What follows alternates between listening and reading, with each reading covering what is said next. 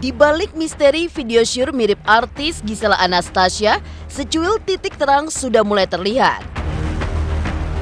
Selain Gisel yang kemarin memenuhi panggilan polisi dengan mendatangi Polda Metro Jaya dan menjalani pemeriksaan, polisi juga telah menangkap salah satu pelaku penyebar video syur tersebut berinisial MN. Rupanya MN telah ditetapkan tersangka bahkan sudah ditahan di Polda Metro Jaya sejak Kamis 12 November 2020. Yang mengejutkan, dari balik jeruji besi tahanan, MN membuat pengakuan terkait video syur mirip Gisel. Lantas, seperti apa pengakuan tersangka penyebar video syur tersebut? Mendengar pelaku penyebar telah ditahan, seperti apa pendapat ahli hukum pidana terkait status penyebar, pembuat, dan model video syur di mata hukum? Benarkah mereka seharusnya memiliki status yang sama di mata hukum? Benarkah orang yang merekam sendiri adegan dalam video syur akan mendapat hukuman lebih besar dari penyebar video syur tersebut? Seperti apa kecemasan sejumlah selebriti atas putra-putri mereka pasca viralnya video syur mirip Gisel yang dikabarkan juga ditonton oleh ribuan anak-anak Indonesia? Pemirsa, bersama Intens Investigasi, kami hadirkan kabar terkini, terpercaya, dan teraktual. Tetapi sebelumnya, jangan lupa untuk like, subscribe, dan juga share channel YouTube ini.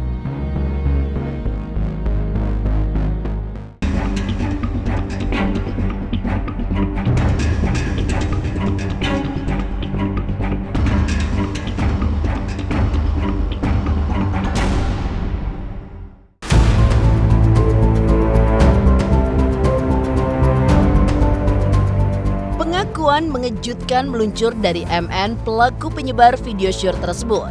Dari balik jeruji besi tahanan Polda Metro Jaya, MN membuat pengakuan yang dititipkan kepada pengacaranya Andreas Nahot Silitonga. MN sudah ditetapkan sebagai tersangka dan kepada polisi ia mengaku menyebarkan video tersebut melalui Twitter dan menyesali perbuatannya serta memohon maaf kepada seluruh masyarakat Indonesia, kepada pelapor, dan pihak-pihak terkait dengan video syur tersebut. MN menyesali dampak video tersebut, padahal ia sendiri tidak bermaksud menyebarkan video syur tersebut kepada publik. Klien kami sangat menyesali apa yang sudah terjadi sebetulnya. Jadi beliau juga sudah membuat surat permohonan maaf ya. Ini sudah ada ditandatangani juga oleh saudara MN selaku tersangka dalam proses ini ya. Dimana kalau misalnya dilihat di sini, yang pertama-tama dia menyampaikan permohonan maaf kepada seluruh masyarakat Indonesia, termasuk kepada pelapor dan pihak-pihak terkait atas tersebarnya video yang memiliki muatan yang melanggar kesusilaan, yang mirip dengan salah satu seorang publik figur beserta pasangannya ke khalayak umum ya. Dan dia menyesali dampak yang timbul dan benar-benar tidak pernah bermaksud untuk merusak nama baik orang tertentu, apalagi bermaksud untuk menyebarkan video tersebut ke khalayak umum. Pesannya ya dia sangat menyesal ya. Dia sudah menulis dan dia sudah menandatangani tadi surat permohonan maaf, dan pada waktunya nanti dia juga akan muncul ke permukaan sebagai pihak yang akan menyampaikan permohonan maafnya secara langsung ya, di mana dia sangat menyesali lah, tapi tidak pernah ada niat dia untuk menciptakan kegaduhan ini gitu. Nggak ada sama sekali niat dia bisa dilihat nanti latar belakang keluarganya juga lama-lama kan kita akan terungkap gitu, bahwa dia ini anak yang baik-baik, anak yang sedang berusaha membanggakan orang tuanya dengan menyelesaikan studinya. Membuat pengakuan dari balik jeruji besi, tersangka MN pelaku penyebar video syur mirip Gisel rupanya telah ditahan sejak Kamis tanggal 12 November pekan lalu. Menurut keterangan pengacaranya, MN telah menjalani BAP dan selama masa penyidikan MN ditahan selama 20 hari sesuai ketentuan undang-undang. Polisi pun sudah meminta keterangan saksi ahli dan beberapa orang saksi terkait video syur mirip Gisel yang menghebohkan. Sudah BAP ya Bang ya? Udah. Sudah berapa hari ditahan? Dia sudah dari sekarang hari apa? hari Selasa dari minggu lalu. Selasa ya, Selasa. Kamis. Hari Kamis kalau nggak salah ya, Kamis ditahan. Ya kalau proses penahanan kan standar lah ya, proses penahanan. Kalau misalnya di tingkat penyidikan itu kan 20 hari dan bisa diperpanjang selama 40 hari. Demikian nanti di tangkap kejaksaan juga bisa dilakukan penahanan dengan jangka waktu yang dibatasi juga oleh undang-undang dan nanti akan masuk ke persidangan. Ya, saya juga sudah bicara sama keluarga bahwa ya kita akan fokus menangani sampai kasus ini selesai. Yang melaporkan adanya terunggah di media sosial Twitter, beberapa akun-akun di media sosial tentang video asusila yang mirip saudari G yang merupakan public figure. Ya, kemarin kita sudah lakukan penyelidikan, kita memanggil saksi-saksi yang ada, baik itu saksi pelapor sendiri dengan membawa barang bukti atau bukti-bukti yang ada yang dia miliki. Kemudian ada beberapa saksi lagi yang dia sampaikan ke kita, itu sudah kita klarifikasi. Juga ada saksi ahli sudah kita lakukan pemeriksaan. Ya. Setelah itu ada juga beberapa keterangan-keterangan alat bukti yang lain yang kita kumpulkan. Dari itu semuanya kemudian dilakukan gelar perkara. Ya, karena masih tahap penyelidikan. Kemudian digelar perkara kemarin sore selesai. Hasilnya adalah bahwa dari penyelidikan ditingkatkan menjadi penyidikan. Jadi sekarang sudah sidik, ya, sidik. Nantinya akan kita siapkan rencana tindak lanjut ke depannya seperti apa kalau penyidikan. Selain dihebohkan oleh pengakuan tersangka MN sebagai pelaku penyebar video syur mirip Gisel, seperti apa seharusnya status penyebar video, pembuat, dan model video syur di mata hukum? Pemirsa Intens Investigasi, jangan lupa untuk like, subscribe, dan juga share channel YouTube ini. Harus saksikan Intens Investigasi.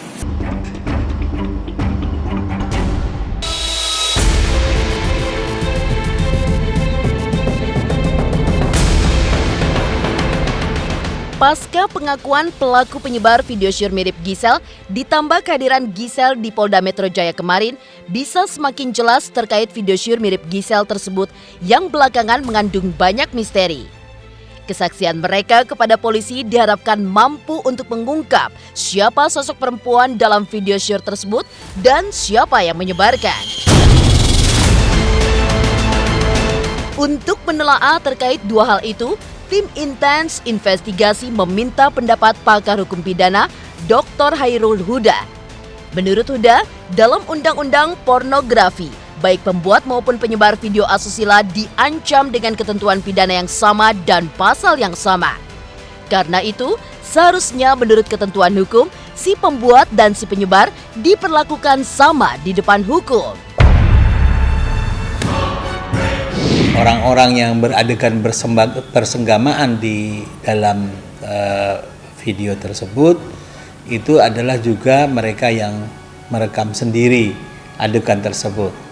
Jadi tidak seperti dialog kita malam ini di mana saya bicara lalu ada Anda yang merekam, kan begitu. Ini kan dia sendiri yang membuat, yang memproduksi gambar hidup pornografi tersebut. Nah, yang kedua adalah perbuatan menyebarluaskan. Nah, sifat dari perbuatan menyebarluaskan adalah kelanjutan dari perbuatan membuat.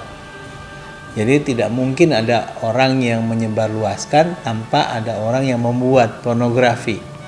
Nah, kebetulan dalam hukum kita dalam undang-undang pornografi, baik perbuatan membuat atau memproduksi dengan perbuatan menyebarluaskan itu diancam dengan ketentuan pidana yang sama, di dalam pasal yang sama, dalam norma larangan yang sama, cuma sifatnya alternatif saja. Nah, artinya perbuatan membuat dan menyebarluaskan ini equal, setara, sebanding gitu ya. Apa yang saya baca di media sosial dan media massa, bahwa ini direkam oleh kamera ponsel yang bersangkutan. berarti disimpan di dalam perangkat milik pribadi yang bersangkutan. Bukan tidak mungkin penyebar luasannya juga melibatkan yang bersangkutan. Meski secara hukum, baik pelaku yang memproduksi maupun penyebar perlu diperlakukan sama di depan hukum, tapi tampaknya polisi terlebih dahulu menyelidiki siapa pemeran wanita dalam video syur tersebut. Baru langkah berikutnya, polisi bisa melakukan penahanan. Sebab wanita mirip Giselle dalam video syur tersebut bertindak sebagai memproduksi video syur yang sempat viral di sosial media. Maka, menurut ahli hukum pidana Hairul Huda, perempuan di video syur tersebut bisa dijerat dengan pasal berlapis selain sebagai pembuat lantaran menggunakan ponselnya, juga penyebar entah karena kelalaian membuat video syur tersebut jatuh ke tangan orang lain, juga sebagai model dalam video syur tersebut. Hukumannya adalah ancaman pidana 6 sampai dengan 12 tahun atau denda 250 juta sampai dengan 6 miliar. Pasalnya sama sebenarnya, pasal 29 Undang-Undang Nomor 44 Tahun 2008 ya, diancam dengan pidana 6 bulan sampai dengan 12 tahun atau denda berapa ya, sampai dengan 6 miliar ya, 250 juta sampai dengan 6 miliar. Baik mereka yang membuat maupun mereka yang menyebarluaskan diancam dengan pidana yang sama. Terlepas dari ancaman hukuman yang sama kepada pembuat dan penyebar video syur mirip Giselle yang sudah menemukan titik terang, benarkah viralnya video syur tersebut membuat para selebriti semakin menjaga anak mereka untuk berselancar di sosial media? Pemirsa Intens Investigasi, jangan lupa untuk like, subscribe, dan juga share channel YouTube ini.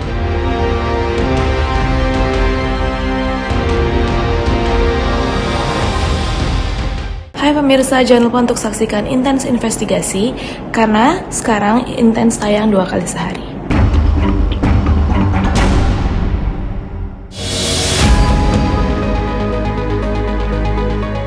Viralnya video syur mirip Giselle bahkan ditonton oleh ribuan anak-anak membuat was-was sejumlah selebriti yang memiliki anak. Mereka diantaranya adalah Ben Kasyafani yang berusaha membatasi anaknya dalam menggunakan sosial media. Ia lebih menekankan pendidikan anak dalam hal pemahaman nilai-nilai agama secara kuat ketimbang sosial media. Hal itu ia lakukan agar anaknya kelak bisa mengcounter pengaruh negatif sosmed yang begitu cepat muncul serta menyuguhkan beragam hal yang baik dan juga buruk. Bahkan Ben punya cara unik dalam mengenalkan sosial media kepada anaknya sekaligus menjelaskan apa yang baik dan yang tidak dari sosial media.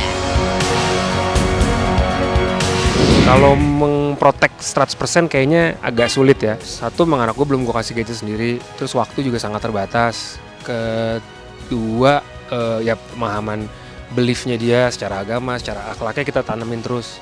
Terus dikenalin juga sosial media itu apa, YouTube itu apa. Dikenalin tuh bukan ini pakai, bukan. Tapi ini tuh platform apa, manfaatnya apa. Ini bisa menjadi manfaat buat dia tuh. Kalau dia memakainya gimana, bisa menjadi mudarat atau mungkin tidak bermanfaat tuh kalau kita memakainya untuk ini dan bisa bahkan menimbulkan dosa juga gitu. Dan kita juga kadang-kadang jadi menerima komen-komentar dari orang gitu. Ya bagian gitu aku kenalin ke dia, kasih tahu nih platformnya apa sih gitu. Tantangannya sebenarnya di satu sisi ini adalah teknologi yang dimana generasinya mereka kan beda sama kita dulu. Kalau zaman kita memang belum ada barang-barang ini gitu kan. Tapi kan di eranya mereka nggak bisa dihindarin dan bahkan nantinya di kemudian hari ini akan jauh lebih gila lagi daripada sekarang. Gue emang ngebatasin banget sih soal anak. Sekarang beberapa platform kan juga sudah menyediakan menu buat khusus anak-anak dan waktu juga, dan ya BO itu penting sih, bimbingan orang tua pada saat sulitnya. Kadang-kadang mereka udah ngerasa yakin gitu terus kita lepaskan, tapi tetap pasti ada bocor-bocor halusnya. Jadi kadang-kadang ya aku berusaha dampingin terus, nekenin ke Sienanya, Inas juga nekenin ke Sienanya gitu, kalau buka kamu pilih sendiri kalau kontennya ada hubungan yang terlalu remaja dan ya terlalu udah bukan umurmu, ya kamu sendiri yang ngangkat. Selain Ben Kasyafani, selebriti lain yang semakin was-was jika anaknya bersentuhan dengan sosial media adalah Giovanni Tobing. Ya, pasca beredarnya video syur mirip Giselle, Giovanni kini menjadi overprotective dalam mengawasi buah hatinya saat menggunakan gadget agar terhindar dari konten-konten dewasa. Bahkan, ia meminta anaknya untuk menghindari akses ke sosial media dan lebih memberikan anaknya gadget untuk tontonan yang ramah anak.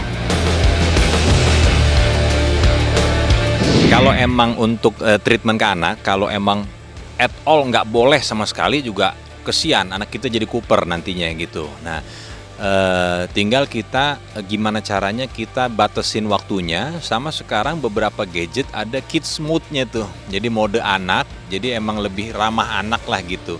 Dan gue hindarin akses ke kadang-kadang konten-konten begitu adanya kayak malah di sosial media gue.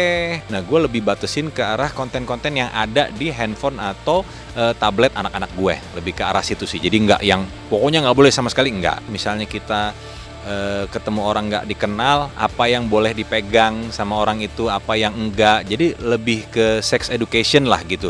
Kita nggak boleh menganggap itu sebagai sesuatu yang tabu, karena memang itu sooner or later mereka pasti akan dapetin. Dan menurut gue lebih baik mereka dapetin dari sekolah dan dari orang tuanya dibanding mereka cari di secara nggak sengaja di gadget gitu loh. Jadi kalau emang cara gue untuk nggak membatasi, lebih ke arah memberitahu kalau ini nggak boleh ya, ini boleh gitu kan. Gue lebih suka straight to the point aja. Pokoknya apalagi kan aku cewek-cewek nih, 3 kan, cowok cuma tuh, cewek-cewek 3, kalian pokoknya yang boleh ini, nggak boleh ini, udah langsung gitu aja, langsung to the point. Karena anak-anak sekarang kalau kita ambangin kayak model orang tua kita zaman dulu, nggak boleh. Ya kenapa nggak bolehnya? Harus dikasih tahu alasan. Nah, jadi gue lebih ke nggak boleh karena ini, nggak boleh karena ini gitu. Lebih ke situ aja sih, lebih ke penjelasan.